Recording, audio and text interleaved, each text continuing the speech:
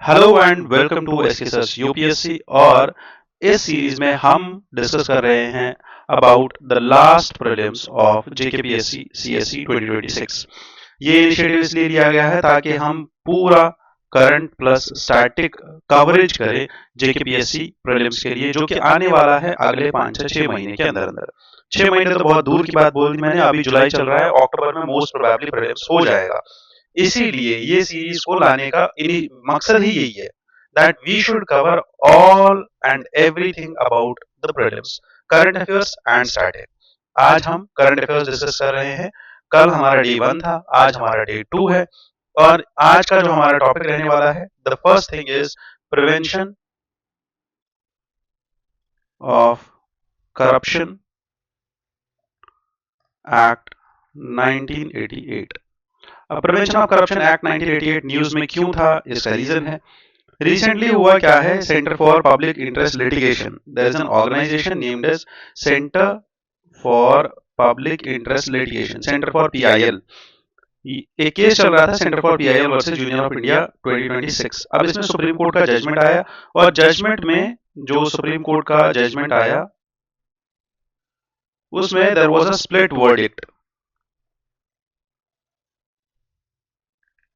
ठीक है, split verdict on the constitutionality of section 17A of the Prevention of Corruption Act 1988। PCA 1988 का जो section 17A है उसके ऊपर स्प्लिट वर्डिक्ट आया था that whether it is constitutional और non constitutional, whether it is constitutional और unconstitutional, whether it is constitutional और इनवैलिड, और should be call it just null and void.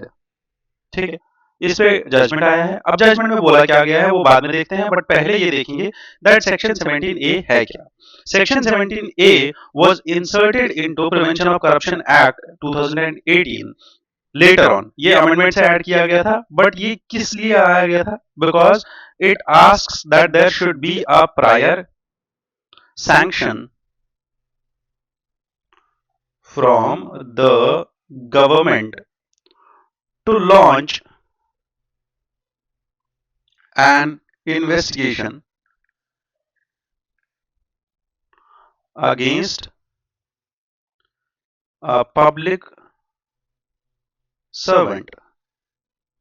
कि अगर कोई भी पब्लिक सर्वेंट है, अगर कोई भी ऐसा पब्लिक सर्विसेज में है, चाहे वो आईएएस है, आईपीएस है, आईएफएस है, या कोई भी और इंसान है, चाहे वो जेकेपीएससी का ऑफिसर है, यूकेपीएससी का ऑफिसर है, एचएएस, आरएएस, सब चीज का ऑफिसर है, किसी भी चीज का ऑफिसर है, उसके बारे में अगर कोई भी इन्वेस्टिगेशन करनी है तो उससे पहले गवर्नमेंट का प्रायर परमिशन होना चाहिए, प्रायर सैंक्शन होना चाहिए किसका? गवर्नमेंट का। It is somewhat similar to जैसे हमारे कॉन्स्टिट्यूशन में आर्टिकल्स दिए हुए हैं और इम्यूनिटीज दी हुई है गवर्नर को, प्रेसिडेंट को, but these immunities are provided by the constitution। this is such an immunity which was provided by an act। ठीक है, समझ में आ रही है बात? Now this immunity was to be challenged in the court, because अगर आप किसी भी सिविल सर्वेंट के लिए या उसके अगेंस्ट में कोई भी इन्वेस्टिगेशन स्टार्ट करते हो उसको अरेस्ट करने के लिए, it means that you are creating a pressure on that civil servant कि वो अगर सही से काम कर रहा है, ऑनेस्ट है, तो उसको प्रेशर में लाके शायद उससे करप्शन या कुछ और करवा सकते हैं। बट वहीं पे उसकी नौकरी खतरे में आ सकती है, उसको बोला जाएगा कि आपके ऊपर इन्वेस्टिगेशन लगेगी, चार्जेस लगेंगी, तो आप जो सही काम कर रहे हो, आप जो गलत काम नहीं कर रहे हो, तो वो भी कर लो। सो देयरफॉर स्प्लिट वर्डिक्ट आया है इस पे। दो जजेस का अलग अलग वर्डिक्ट आया। First is Justice Vishwanathan. Justice Vishwanathan का ये बोलना है that 17A is constitutionally valid. ठीक है, बिकॉज उनका ये मानना है that to the condition that sanction must be decided by the Lokpal और Lokayukta of the state. He says कि हाँ ये वैलिड है, बट ये जो प्रायर सैंक्शन की बात करी जा रही है, this should be validated bye either Lokpal और लोक आयुक्त। मैं आपको याद दिला दूं, लोकपाल और लोक आयुक्त दोनों पे ही यूपीएससी प्रीलिम्स और मेंस दोनों में क्वेश्चन आ चुका है इससे पहले। ठीक है, अब इसके बाद 2024 में लोक आयुक्त पे क्वेश्चन आया था, नहीं लोकपाल पे क्वेश्चन आया था। नेक्स्ट इज जस्टिस बीवी रंगनाथन। जस्टिस बीवी रंगनाथन क्या बोलते हैं, इनका ये मानना है that section 17A violets Article 14। क्यों? Because he says that it is actually to protect only a class of public servants. इससे एक पब्लिक सर्वेंट्स जो है उनको प्रोटेक्शन मिल रही है, बट बाकी जनता अलग हो रही है, तो therefore Article 14 right to equality उसका कोई फिर मतलब नहीं है यहाँ पे। ठीक है, now this is just the arguments. ये आर्ग्यूमेंट्स हमें याद नहीं रखने हैं, हमें बस ये याद रखना है दैट 17A के अंदर देयर इज अ प्रोविजन। ठीक है, अभी के लिए दिस प्रोविजन स्टैंड्स, क्योंकि स्प्लिट वर्डिक्ट आया है तो अभी फाइनल वर्डिक्ट नहीं आया है। जब फाइनल वर्डिक्ट आएगा, जब इसको अनकॉन्स्टिट्यूशनल डिक्लेयर किया जाएगा किसी दूसरे केस के अंदर, तब बात अलग बनेगी, तब शायद एक्ट चेंज हो सकता है, बट अभी के लिए act stands as it is. Now what is Prevention of corruption act 1988? ठीक है, पीसीए 1988 क्या बताता है? It was mainly aimed to prevent corruption in public offices. ठीक है, it was amended by Prevention of corruption Act 2018। 2018 में इसका एक अमेंडमेंट हुआ था। अब इस एक्ट के अंदर क्या क्या लिखा हुआ है जो हमें याद रखना है? Remember these are the most important points here. पहला, इट डिफाइंस, ये डिफाइन करता है। क्या डिफाइन करता है? याद रखना, ये कीवर्ड ऐसा है जो यूपीएससी प्रीलिम्स में यूज करता है कि कहां पे डेफिनेशन लिखा हुआ है, कॉन्स्टिट्यूशन में लिखा हुआ है या एक्ट में लिखा हुआ है। यहां डेफिनेशन एक्ट के अंदर लिखा हुआ है, इट डिफाइंस पब्लिक सर्वेंट, कि एक पब्लिक सर्वेंट कौन हो सकता है। तो क्या बोलता है? पब्लिक सर्वेंट कोई भी एक ऐसा इंसान हो सकता है हु इज इन सर्विस और पे ऑफ गवर्नमेंट, लोकल अथॉरिटी और रेम्यूनरेटेड बाय द गवर्नमेंट, जिसको पैसे गवर्नमेंट से मिलते हैं, चाहे वो सैलरी है, फीस है, कमीशन है या कोई भी ऐसी चीज, और वो पब्लिक ड्यूटी कर रहा है। और पब्लिक सर्वेंट एक तो पब्लिक सर्विस में कोई है, ठीक है, ये भी है, और दूसरा अगर कोई जज है, एनी जज including a person who is empowered by the law to discharge whether by himself or as member of any body or person any adjudicatory function, चाहे वो क्वासी जुडिशियल बॉडी का पार्ट है या वो जुडिशियल बॉडी का part है, वो judiciary का पार्ट है या किसी और कॉन्स्टिट्यूशनल या नॉन कॉन्स्टिट्यूशनल बॉडी का पार्ट है, चाहे वो स्टैट्यूटरी बॉडी का पार्ट है, बट ही इज, अगर कोई भी ऐसा इंसान, कोई भी ऐसा जज जो जुडिशियल या क्वासी जुडिशियल फंक्शंस कर रहा है, वो कहीं पे भी है, तो दैट टू इज, बताओ, वो भी है एक क्या? Public servant as per the definition given by Prevention of corruption act 1988। समझ में आ गया यहां तक? थोड़ी सी और चीजें समझते हैं प्रिवेंशन ऑफ करप्शन एक्ट 1988 के बारे में। सबसे पहला चीज that is it defines the punishment for offenses which are relating to public services being bribed। Bribery की पनिशमेंट ये बताता है। पनिशमेंट कितनी बताते हैं? It should be either with the imprisonment of not less than, with the imprisonment of not less than 3 years, 3 साल की जेल होगी, but which may be extended up to 7 years, 3 to 7 years की जेल होगी किसको? पब्लिक सर्वेंट को, if they do corruption. Second, punishment for habitual offenders. ठीक है, हैबिचुअल ऑफेंडर्स जो होते हैं, इनकी punishment they should not be less than 5 years, जो बार बार आई वुड से ऑफेंसेस करते हैं, 5 years to 10 years। पनिशमेंट, और I would say the last thing which it defines, second most important thing, that is persons who are authorized to investigate। कौन सा ऐसा इंसान है जो इन्वेस्टिगेशन के लिए ऑथराइज्ड है?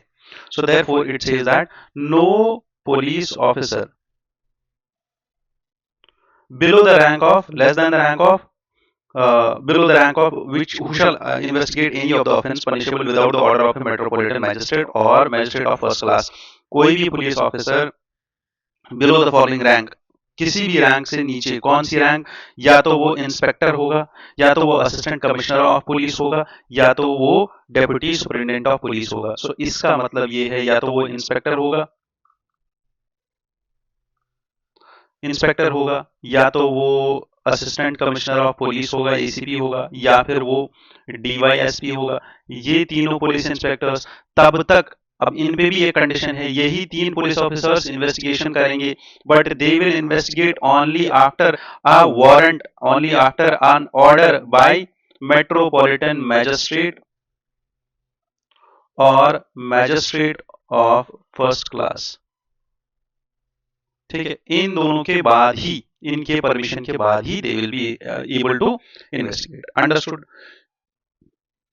सो that was prevention of corruption act. ठीक है, that was prevention of corruption act 1988। But इसके साथ साथ ना हमें कुछ और पॉइंट्स हैं जो याद रखने हैं कि हमारे इंडिया में, हमारे देश में other acts available against the crimes of bribery और इकोनॉमिक ऑफेंसेस। ठीक है, और कौन कौन से एक्ट है हमारे पास इकोनॉमिक ऑफेंसेस से रिलेटेड? सो पहला एक्ट है हमारे पास जो अभी 2018 में आया था, इसका नाम है फ्यूजिटिव इकोनॉमिक ऑफेंडर्स एक्ट 2018। ठीक है, 2018। अब ये एक्ट किस लिए लाया गया?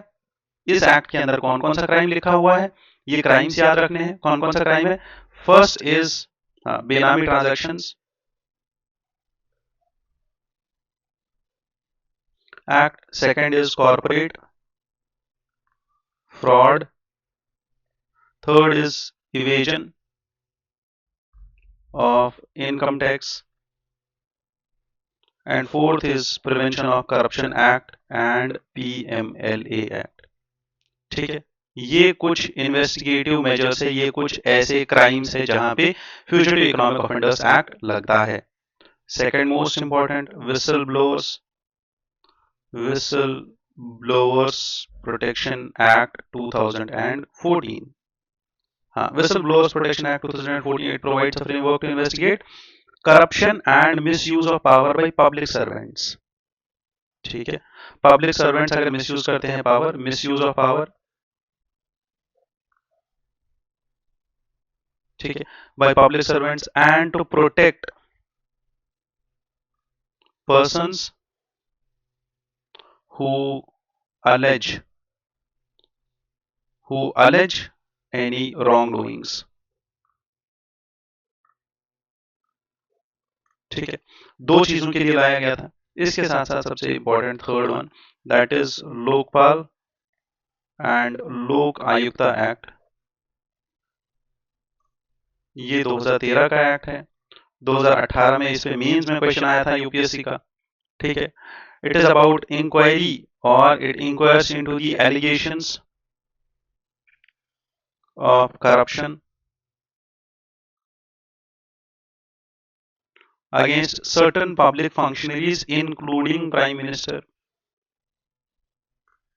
2024 में यूपीएससी ने प्रीलिम्स में क्वेश्चन पूछा था लोकपाल लोक आयुक्ता के बारे में, और उसका मेन मोटो ही यही था कि डज पीएम और is the office of PM covered under Lokpal and Lokayukta act और not.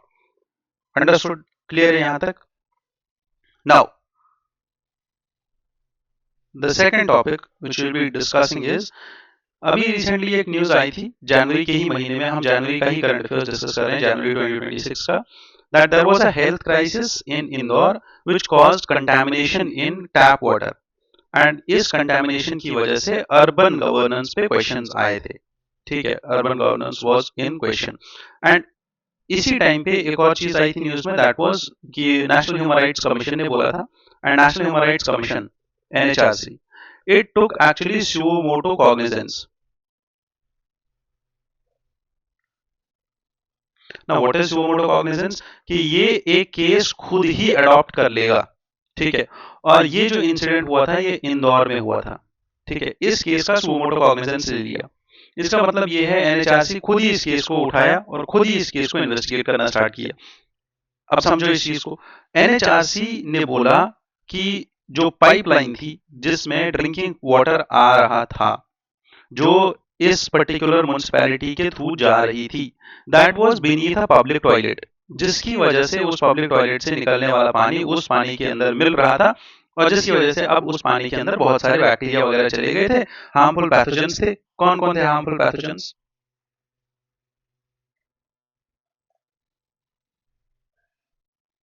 Harmful pathogens like E coli, Salmonella,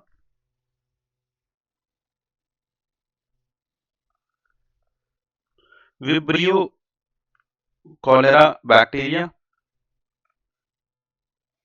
along with virus fungi and protozoa. अब मैं बता रहा हूं जो जो पॉइंट मैं यहाँ पे लिख रहा हूं वही वही पॉइंट याद रखना है, इसीलिए मैं बस लिखने पे फोकस कर रहा हूँ। उतने ही पॉइंट्स जितने आपको याद रखने, जितने आपको नोट्स में याद रखने, जितने आपको अपने आई वुड से एग्जाम के लिए याद रखने। First is can NHRC take suo cognizance? Yes. Second, harmful pathogens E. coli, salmonella and cholera, these three are harmful pathogens। बस इतना ही याद रखना है। इसके बाद इस न्यूज में बहुत सारी और चीजें हैं, जैसे अर्बन वाटर गवर्नेंस कैसे चलती है, state government urban local bodies कैसे काम करती है, वाटर है ना पर से, water is under which list, क्या ये कंकरेंट लिस्ट का पार्ट है, सेंट्रल लिस्ट का पार्ट है या स्टेट लिस्ट का पार्ट है? It is part of state list. ठीक है, ये भी याद रखना है। और नेशनल लेवल पे हमारे यहाँ वाटर की गवर्नेंस कौन देखता है, पानी की governance? It is union ministry of housing and urban affairs which overseas the urban water infrastructure. Programme है हमारे पास Amrut and Amrut 2.0। Bureau of Indian standards जो है, it has specified the drinking water quality और उसके स्टैंडर्ड्स भी लिखे हुए हैं। So therefore this was all in this news. ठीक है, इसके बाद हमारे पास कुछ और न्यूज है जो हमारे लिए बहुत इंपॉर्टेंट है प्रीलिम्स के लिए। ठीक है, जैसे सबसे पहली न्यूज है हमारे पास that there was 50th meeting of Pragati. Now what is Pragati? ठीक है,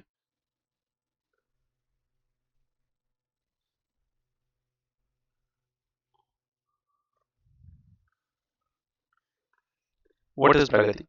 प्रगति means a multipurpose proactive governance and timely implementation। Proactive governance and timely implementation, it means कि प्रगति के अंदर, इस इनिशिएटिव के अंदर, ये 2015 में लॉन्च किया गया था। वी आर एंश्योरिंग कि हमारी गवर्नेंस में accountability, transparency, timely decision making आ जाए। ठीक है, अब प्रगति के फीचर्स क्या क्या है? First, it's a multipurpose multi modal platform जहां पे टेक्नोलॉजी इनेबल्ड गवर्नेंस की बात की जाती है। Clear, these are its objectives. बस इतना याद रखना है प्रगति क्या है। ठीक है, और ये इंपॉर्टेंट इसलिए है क्योंकि प्रगति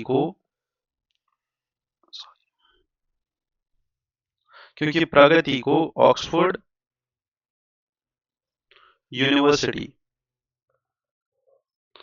का एक बिजनेस स्कूल है जिसका नाम है sad business school. Sad business school, इन्होंने बोला that Pragati is a global benchmark. ठीक है, and single source of truth, it is a single of truth। They said that Pragati is a single source of truth for real time project tracking, इसीलिए ये important है। ठीक है, clear है, done. अभी आज की डेट में अगर आप देखो तो 500 प्लस सेक्रेटरीज जो गवर्नमेंट में है और चीफ सेक्रेटरी जो स्टेट्स के हैं, ये सारे पार्टिसिपेट करते हैं किसमें? प्रगति की मीटिंग्स में। So secretaries and chief secretaries of states, they work under this। सबसे इंपॉर्टेंट चीज जो प्रगति में डिस्कस हुई थी, that was Jammu, Udhampur, Srinagar, Baramulla rail link. ठीक है, this rail link was approved in 1994 but was commissioned in 2025। और इसके साथ साथ नवी मुंबई का इंटरनेशनल एयरपोर्ट और बोगी बील ब्रिज जो कि रेल कम रोड ब्रिज है, जो कि ब्रह्मपुत्र के ऊपर बना हुआ है, ये बहुत ही आई वुड से सबसे ज्यादा हाईलाइटेड और मतलब सबसे ज्यादा आई वुड से लाइमलाइट में रहने वाले प्रोजेक्ट्स हैं इस प्रगति के। ठीक है, चलो next news is about census 2027। ठीक है, सेंसस 2027 सबसे पहला चीज है इसमें हाउस लिस्टिंग ऑपरेशन जो होता है, हाउस लिस्टिंग ऑपरेशन।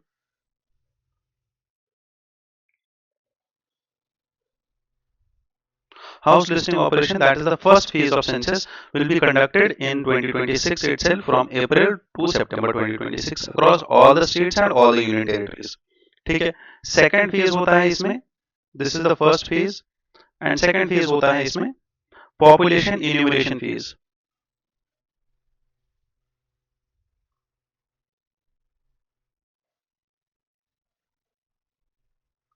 ठीक है. This is the second phase, first and second phase. तो सेकंड फेज जो होगा ये कब होगा? ये फरवरी 2027 में स्टार्ट होगा. ठीक है. और सबसे इंपॉर्टेंट चीज, फरवरी 2027 में स्टार्ट होगा सेंसस का सेकंड फेज. याद रखना है दैट यूटी जो लद्दाख की है, चूंकि वो स्नो बाउंड रहती है और उसके साथ साथ जो बाकी एरियाज है जहां पे यूटी ऑफ जम्मू कश्मीर, हिमाचल, उत्तराखंड, जहां पे बर्फ रहती है बहुत ज्यादा, इनका population enumeration will be conducted. ये याद रखना है 2027 में नहीं, ये कंडक्ट होगा 2026 में ही. हाँ, population enumeration phase of J&K, Ladakh, Himachal and Uttarakhand, ये स्टेट्स का population enumeration phase will also be conducted in September 2026 only. ठीक है, क्लियर, डन. चलो, सेंसस 2027 जो है ये इंडिया की 16th सेंसस होगी. कितनी होगी? 2027 की census will be India 16th census. This is the first digital census. Historic caste enumeration होगा इसमें. Means this census will include the first nationwide caste enumeration in independent India. पहली बार cast enumeration होगा. Cast पहली बार पूछ के उसको लिखा जाएगा. ठीक है, समझ में आ गई. In independent India caste enumeration इससे पहली बार, मतलब इससे पहले एक बार हुआ था 1931 में, which was before independence. ठीक है, for all the communities beyond just scheduled caste and scheduled tribe. समझ में आ गया. अब एक और कुछ चीजें हैं ना जो सेंसस 2027 में याद रखनी है, और यहां से क्वेश्चन आएगा. ये बात याद रखना मेरी, जेके पीएससी प्रीलिम्स में क्वेश्चन आएगा यहां से. क्या क्वेश्चन है? सबसे पहला, दैट यहां पे सेल्फ इन्यूमरेशन की बात की जा रही है. डिजिटल फीचर्स में सेल्फ इन्यूमरेशन है और एक पोर्टल किया जाएगा क्रिएट, सेल्फ इन्यूमरेशन पोर्टल. इस पोर्टल का काम क्या है? ठीक है, it's a secure platform where citizens can independently complete questionnaire. आपको जाना है, लॉग इन करना है, वहां पे कुछ क्वेश्चंस होंगे, आप फिल करेंगे, कुछ सवाल आपसे पूछे जाएंगे, उनका आंसर होगा, and then you can enumerate yourself for the census. Second, क्या इसका मतलब ये है कि आप सेंसस में दर्ज हो गए? नहीं, ये जस्ट इन्यूमरेशन है, उसके बाद वेरिफिकेशन होगा. Census management and monitoring system. ठीक है, CWMS. This is a digital portal for the supervisors and district officers. जो ऑफिसर सेंसस करा रहे हैं, है ना, हमारी भी जानकारी में बहुत सारे लोग हैं जो करा रहे हैं, जो अभी ऑफिसर्स हैं, चाहे वो सुपरवाइजर्स है या डिस्ट्रिक्ट लेवल पे ऑफिसर्स हैं, उनके लिए ये प्रोग्राम है, उनके लिए ये सॉफ्टवेयर है जहां से वो ट्रैक कर सकते हैं. Most important thing, house listing block creator. House listing block creator. It is actually a satellite based web mapping application.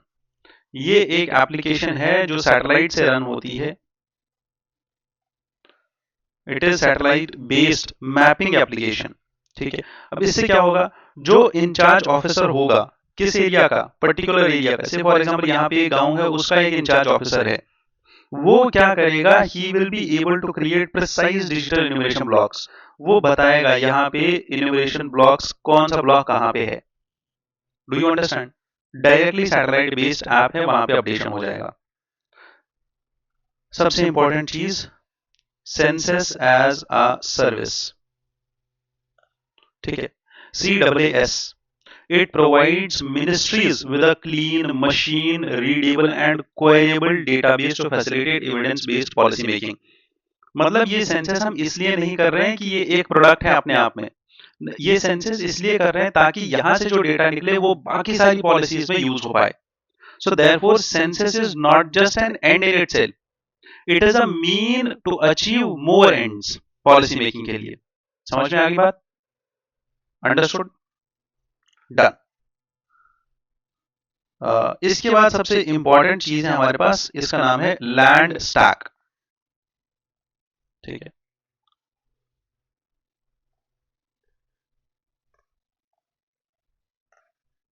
Land stack है क्या?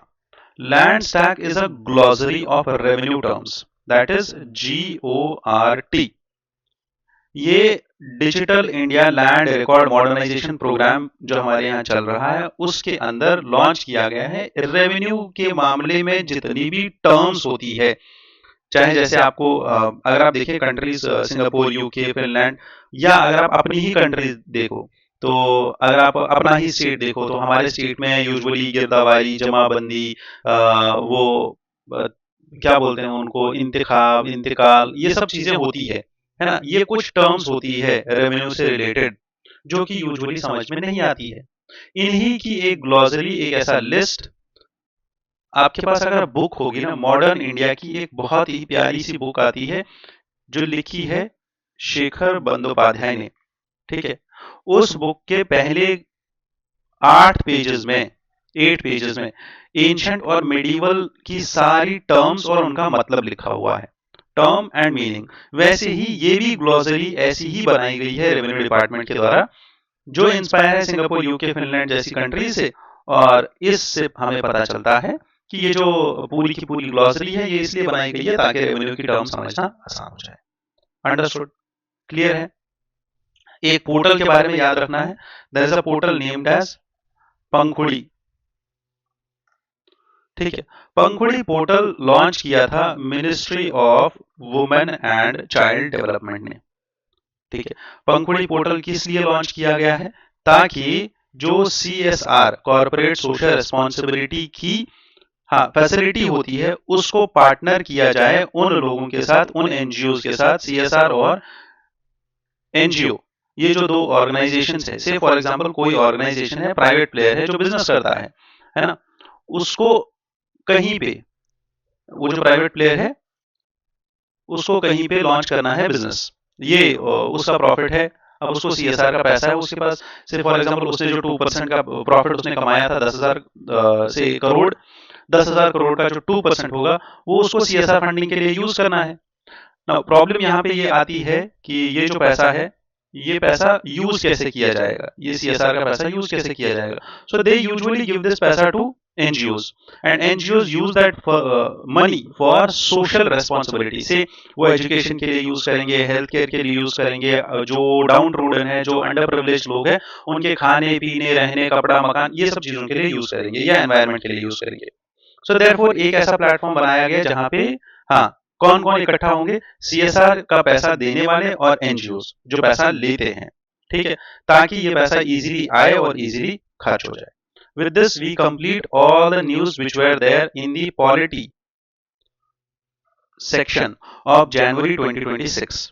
ठीक है, इसके बाद जो कल वाला वीडियो होगा उसमें हम IR, economy, security, environment, society, science and tech, ऐसे कर करके पहले हम जनवरी खत्म करेंगे, उसके बाद मार्च, अप्रैल, मई, जून, जुलाई, सारे मंथ्स ऐसे ही खत्म हो जाएंगे।